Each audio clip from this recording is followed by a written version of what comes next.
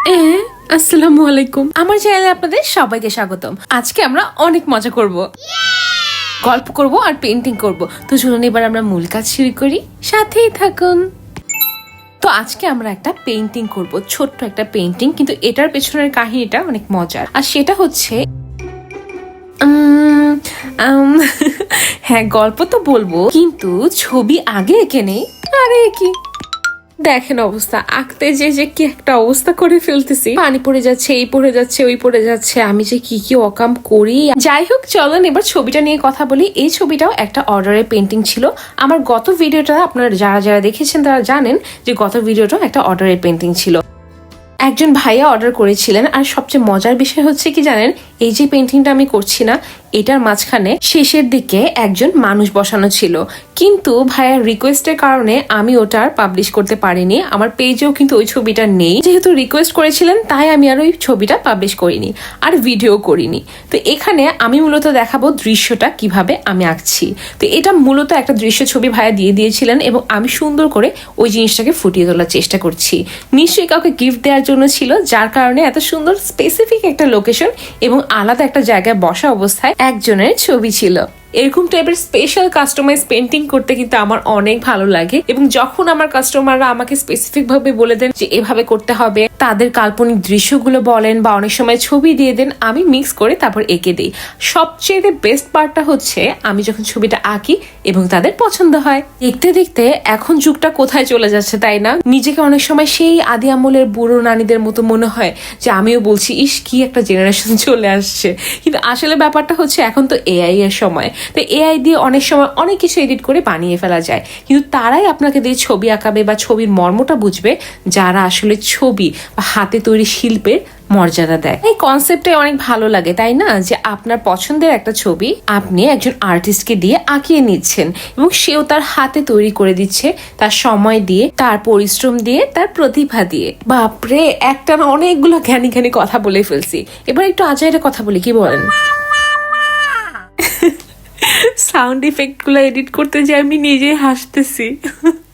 আচ্ছা, যাই হোক, আমি একটা জিনিস খেয়াল করেছি কি, যে আমাদের দেশে যে 3টা রঙের ব্র্যান্ড পাওয়া যায়, রঙের ব্র্যান্ড পাওয়া যায়, ও সরি 3টা ব্র্যান্ডের রং পাওয়া যায়। হ্যাঁ, তো বেসিক্যালি যে 3টা পপুলার ব্র্যান্ড আছে সেটা হচ্ছে ক্যামেল, মন্টমার্ট এবং মেরিস। সাধারণত এই 3টা ব্র্যান্ডের রং বেশি পাওয়া যায় সব ধরনের অনলাইন পেজ বা দোকানগুলোতেও এই 3টা ব্র্যান্ডই বেশি পাওয়া যায়। তো আমার যেটা ধারণা সেটা হচ্ছে কম প্রাইসের মধ্যে যে 2টা রঙকে রাখা হয় সেটা হচ্ছে মেরিস এবং মন্টমার্ট। এই দুটো ব্র্যান্ডের রঙের কোয়ালিটি স্টুডেন্ট কোয়ালিটি বলা যায় এবং বাজেট ফ্রেন্ডলিও। স্টুডেন্টরা কিনতে পারবে সেরকম বাজেটই আছে।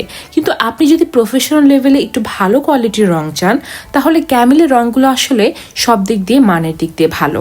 সেটা অ্যাক্রিলিকের ক্ষেত্রে এবং অয়েল পেইন্টের ক্ষেত্রেও। অ্যাক্রিলিকের ক্ষেত্রেও এটা রঙের মানগুলো অনেক ঘন হয়ে থাকে এবং পিগমেন্টেড। আমি তো রং দিয়ে আলহামদুলিল্লাহ এখন প্রফেশনালি কাজ করছি, তাই আমি আমার রংগুলো বাছার ক্ষেত্রে সাধারণত ক্যামেলকে এখন বেছে নেই। কিন্তু যদি মনে করেন এমন একটা স্পেসিফিক রং যেটা আমার অনেক বেশি লাগছে, যেমন হোয়াইট কালারটা, সেটা আমি অনেক সময় বড় টিউবটা কিনতে গেলে বা বড় কৌটোটা কিনতে গেলে মেরিসের কিনি। মেরিসের হোয়াইট কালারটা আমার কাছে যথেষ্ট ভালো মনে হয়। অনেক সময় না কিছু কিছু কালার আমার কাছে মনে হয় মেরিসেরটা ভালো, আবার কিছু কিছু কালারের মনে হয় মন্টমার্টেরটা ভালো। কিন্তু যদি আপনি ওভারঅল রঙের ক্ষেত্রে বলেন, আমার মনে হয় ক্যামেল অনেক দিক দিয়ে সবটাই ভালো। একটা বিষয় না আমার ক্ষেত্রে অনেক হতো আগে, যেমন আমি কোনো টিউটোরিয়াল দেখে যখন শেখার চেষ্টা করতাম, তখন আর্টিস্ট যেভাবে পেইন্ট করছে আমি না সেভাবেই পেইন্ট করছি, সেই রংটাই ব্যবহার করছি। ধরেন সে বললো ব্লু কালার এবং হোয়াইট কালার দিয়ে আমরা আকাশ রং করব, তো আমি ব্লু এবং হোয়াইট দিয়ে আকাশ কালার করতে গেলাম, কিন্তু যে আর্টিস্টের ভিডিও দেখছি তার মতো হচ্ছে না। তখন অনেক সময় আমি বুঝতে পারতাম না যে আমার প্রবলেমটা কোথায় হচ্ছে। তারপর আমি জানতে পারলাম যে আসলে একইভাবে আঁকার জন্য একই জিনিস ব্যবহার করাটা ইম্পর্টেন্ট। যেমন যে আর্টিস্টদের ছবি আমরা দেখি বা ভিডিও দেখি, তারা সাধারণত বিদেশি আর্টিস্ট হয়ে থাকে।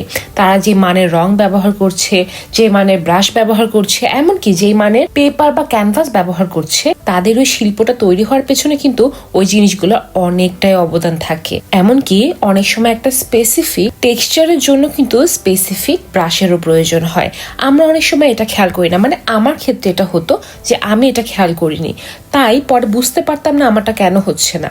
এখন বুঝতে পারি যে কেন হচ্ছিল না। অনেক সময় আমি বুঝতাম না যে তারা যে ব্রাশটা ব্যবহার করছে আমারও যে সেই ব্রাশটা ব্যবহার করার প্রয়োজন, বা যেই মানে রং ব্যবহার করছে সেই মানে রংটা ব্যবহার করার প্রয়োজন। এই জন্য এখন আমি কাউকে সাজেস্ট করতে গেলে এটাও বলি যে যেই মানে রং আপনি ব্যবহার করছেন বা ব্রাশ ব্যবহার করছেন, এমনকি ক্যানভাস ব্যবহার করছেন, সেটার উপরও ডিপেন্ড করবে আপনার টেক্সচারটা কেমন হবে অথবা আপনার ব্লেন্ডিংটা কেমন হবে। যেমন আপনি যদি একটা খারাপ মানের ক্যানভাস ব্যবহার করেন, তাহলে আমি একটা ভালো জেসো কোট দেয়া ক্যানভাসের পেইন্টিং করাতে যেই টেক্সচারটা আসবে আপনারটা থেকে কিন্তু ভিন্ন আসবে। আমারটা স্মুথ বেশি হবে আর আপনারটা একটু ক্যানভাসের টেক্সচারে আসবে, কারণ আপনারটাতে জেসোর কোট দেয়া নেই আর আমারটা ভালো করে জেসোর কোট দেয়া আছে। তাই এখানে কিন্তু আপনি বুঝতেই পারছেন আমার টেক্সচার স্মুথ হওয়ার পেছনে কিন্তু আমার ভালো মানের ক্যানভাসও ডিপেন্ড করছে। বিগিনার যারা আমার ভিডিও দেখছেন এবং আপনারা কনফিউজ যে আসলে জেসো কি, তাদের জন্য কিন্তু আমার ইউটিউব চ্যানেলে একটা বিস্তারিত ভিডিও আছে যে জেসো কি এবং কিভাবে তৈরি করতে হয়। আপনারা যারা জানেন না তারা কিন্তু ওই ভিডিওটা চাইলে দেখে আসতে পারেন। এত কথা বলতে বলতে এখন আমার মনে হলো যে আমার সাবস্ক্রাইবাররা তো একটু কনফিউজ হয়ে যাবে, কি ব্যাপার আপু বছর খানিক ধরে কোনো পেইন্টিং এর ভিডিওই দেন না, আর এখন পরপর 2 দিন আপুর কি হলো যে 2টা পেইন্টিং এর ভিডিও দিয়ে দিল। ছুতা ধরার আগে আগে একটু তালি টালি দেন আপনারা। ও থ্যাংক ইউ।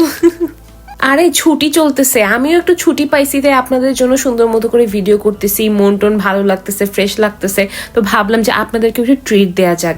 অনেক রিকোয়েস্ট করতেছেন যে কেন আমি ভিডিও দিচ্ছি না, মানে পেইন্টিং এর ভিডিও আর কি, তো ভাবলাম যে আপনাদেরকে দিয়ে একটু মনটা ভরিয়ে নেই। দেখেন আমি কিন্তু অতটাও খারাপ না, আমি কিন্তু শর্ট টট আপলোড করি, আপনারা এই শর্ট টট দেখেন না নাকি আমি বুঝি না। হ্যাঁ দেখেন দুষ্টুমি করে করে কথা বলতে বলতে কিন্তু আমার পেইন্টিংটা অলমোস্ট শেষ হয়ে গেছে।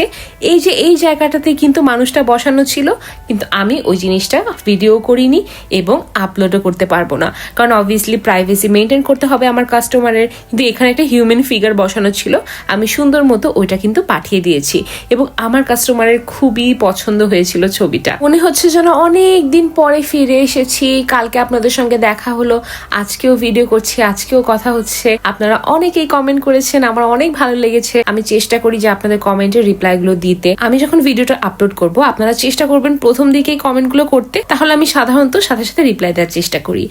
আপনাদের সঙ্গে আরো কথা হবে, কোনো প্রশ্ন থাকলে অবশ্যই জানাবেন। ভাবছি নেক্সট ভিডিওটা আপনাদের প্রশ্নের উত্তর দিয়ে করব, মানে আপনারা যে কোনো প্রশ্ন করতে পারেন আমাকে, আমি চেষ্টা করব বেছে বেছে কয়েকটা প্রশ্নের উত্তর দিতে, অথবা আমার যেগুলো পছন্দ হবে মজার মজার কথা সেগুলো নেক্সট ভিডিওতে আমি মেনশন করব। কেমন হয় এরকম একটা ভিডিও বানালে? আমি ছবি আঁকবো অথবা কোনো একটা জিনিস তৈরি করলাম আর আপনাদের প্রশ্নের উত্তরগুলো দিব। মজার আইডিয়া, কথা বলতে বলতে কিন্তু আইডিয়াটা চলে আসলো। আশা করি কালকের ভিডিওটা আপনাদের কাছে ভালো লেগেছে, আজকের ভিডিওটা আপনাদের কাছে ভালো লেগেছে। আমি চেষ্টা করব রেগুলার আপনাদেরকে এভাবেই ভিডিও দেওয়ার এবং আপনাদের মনটা ভালো করার, আমার মনটাও ভালো করার। সত্যি কথা বলতে অনেক ভালো লাগছে নিজের কাছেও যে আমি পরপর 2টা ভিডিও আপনাদেরকে গিফট দিতে পারলাম। তাড়াতাড়ি করে চ্যানেলটা সাবস্ক্রাইব করে ফেলুন এবং এই ভিডিওর কমেন্ট সেকশনে অবশ্যই আপনার প্রশ্নগুলো জানিয়ে যাবেন। আমি চেষ্টা করব যে ওখান থেকে বেছে নেক্সট ভিডিওতে আপনাদের প্রশ্নের উত্তর দিতে, আপনাদের কমেন্টগুলো পড়তে এবং চেষ্টা করব অনেক মজার কিছু তৈরি করতে। ইনশাল্লাহ পরের ভিডিওতে আবার দেখা হবে। অনেক ভালো লাগলো আজকে, অনেক অনেক শুভকামনা রইল সবার জন্য। আল্লাহ হাফেজ, আসসালামু আলাইকুম।